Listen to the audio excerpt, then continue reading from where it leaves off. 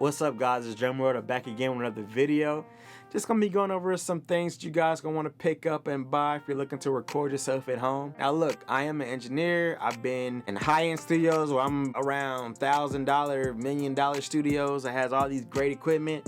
And I've also been starting out in a bedroom with just a little, probably a $200 setup. So I've definitely been around and I can definitely give you guys some great recommendations. And I also worked at a music store. I worked at Guitar Center before, so I know my gear. I definitely know some things you guys should pick up and what's the good stuff and what's the not so good stuff. So stick around. You guys gonna learn something.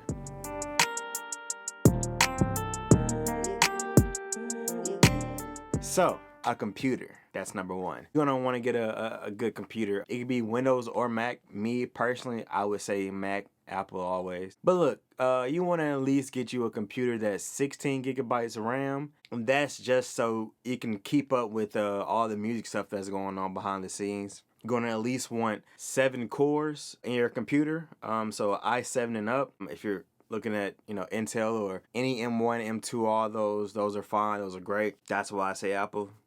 Anyway, personally, me, I have a terabyte of memory, but you really don't need that much. I would say at least 500, over 500 gigs of memory. That should get you along, and you should be able to get some plugins and all that type of stuff too. So 16 gigs RAM and at least 500 memory and at least a 7-core computer, and you should be straight. All right, so second, you guys are gonna need an interface, and this is where I'll start giving you guys the tiers. First, I'll give you 2 low mid tiers, and that would be a Focusrite and then a Volt. Now, those can come either 1 input, 2 inputs, so you guys get what you need. If you're trying to record yourself a guitar and a mic, then I would say at least 2 inputs. Or if you're just recording yourself, you just need 1 mic, then I would say get a Focusrite Solo or a Volt 1. Those are great options. I personally like UAD and they have great things, so I would more so lean towards UAD stuff, which is Universal Audio, which is the Volt. I would lean more towards getting a Volt because they do have a feature on there where you can, make your stuff sound warm and all that type of stuff like it's going through it too. All right. So I'm going to give you guys the mid-priced option, and that is going to be an Apollo Twin, or you guys can get yourself an Apogee Duet or anything Apogee. You can do some great things on there, and those are a little bit more pricey. Now, for a high price, there's so many options, just depending on your taste and what you want. But me personally, I would say for the high price stuff, look at their rack units. That's like an Apollo X, Apollo 8X. All those things should work for you. Computer interface, most 2 important things. You mess up any one of those, you cannot have a pleasant experience. Okay, guys, so the microphones might take a little longer, but there's a lot of options, but I'm going to give you all the guys that I can vouch for and that I can say will work for you.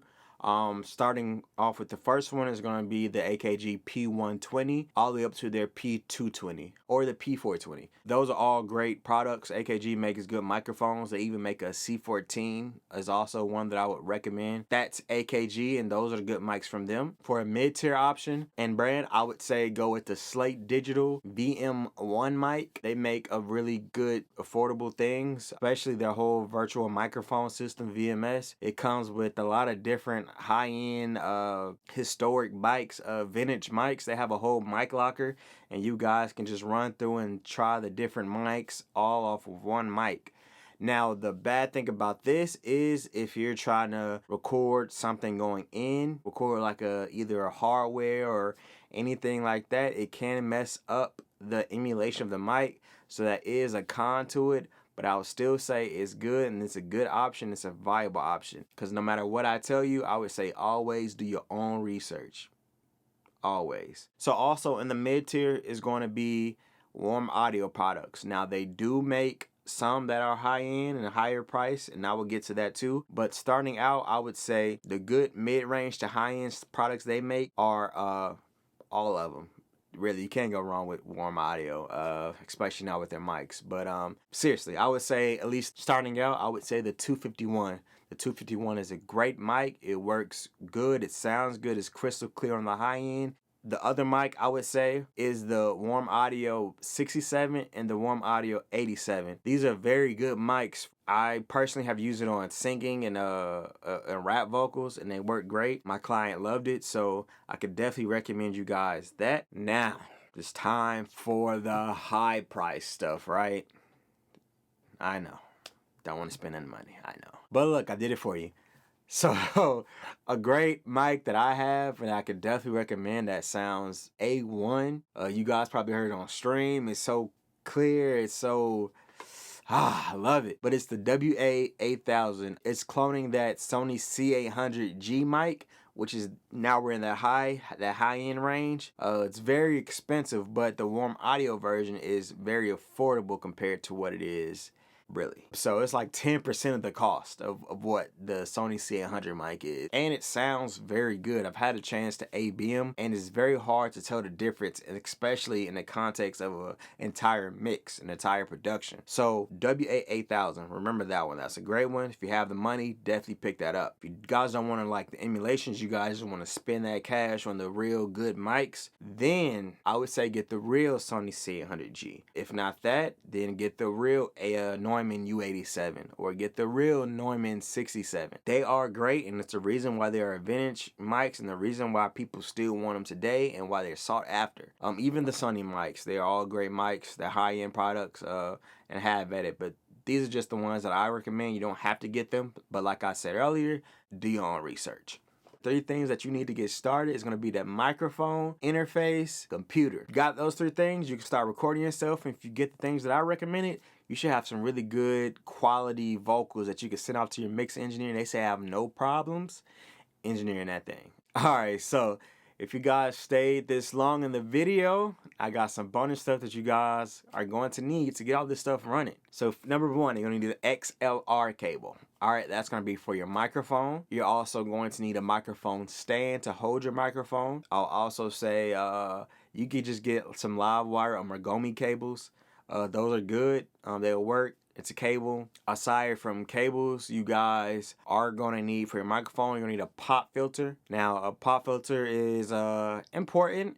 And me personally, I would say get you guys a metal pop filter just off the cleanliness, because after a while, you can wipe a metal pop filter. But if you get the cloth ones, they start to stink, and I would recommend get you a metal pop filter. So after the pop filter, I would recommend just to get those, you know, when you're in the mic and it sounds, you can hear the whole room and it sounds weird, doesn't sound professional, doesn't sound like what you hear on Spotify or Apple Music. Well, I would say get a Chaotica Eyeball. Now guys, I cannot tell you guys how many times I've used the Chaotica Eyeball, how much it saved me. I recorded people and I recorded artists and clients in hotels, in big open rooms, kitchens, bedrooms. I mean, man, I've been in some situations recorded, man. And that Chaotica Eyeball is definitely key and important if you guys are in a room where you can't get it acoustically treated, or you're not in a space that has carpet, or you're just not in the optimal recording environment. The Chaotica Eyeball can definitely save you guys. It can get you some really professional sounding vocals where it sounds like you're actually in a recording booth. So the next thing you guys are going to need are headphones. Headphones are important. 3 that I can recommend are the Sennheiser HD 280 Pros, great headphones. Also the Beyerdynamic DT 770s, great headphones, not too expensive. But now if you want to get some really high-end good headphones, I would recommend the Focal MG Clear Pros. Those are great headphones, but they are expensive, but they are superb. And yeah, man, I mean, if you got all the things I've said in this video, I mean, you are perfectly set up to make some great art, to make some great music, whatever you might be recording. This is a great start, and if you get these things, I'm telling you, you will love it. And yeah, man, thank you guys for staying and watching this long. I'll make a video talking about good speaker choices. If you guys are looking for getting some speakers to go with all this, like, comment, subscribe, so you guys can see the next video of me talking about the speakers and what good speakers to get. All right, love you guys. I'm out.